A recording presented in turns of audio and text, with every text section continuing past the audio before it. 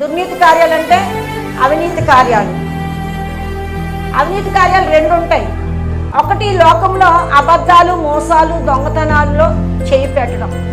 రెండోది వాక్యంలో యథార్థంగా లేకుండా, ప్రార్థనలో యథార్థంగా లేకుండా ఉన్నామని నటిస్తూ మళ్ళీ ఎప్పుడు పడితే అది చేయను దుర్నీతి కార్యాలు. అర్థమైందా? లోకంలో వాళ్ళు ఏం చేస్తారు? దొంగతనాలు, అబద్ధాలు, అవి ఇవి చేస్తారు, దుర్నీతి అంటాం.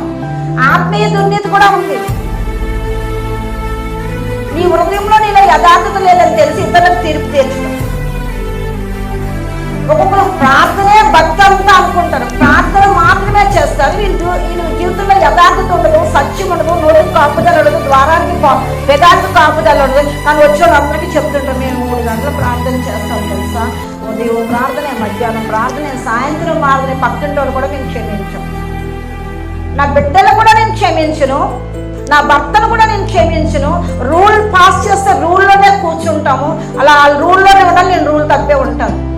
ఇది దుర్నీతి.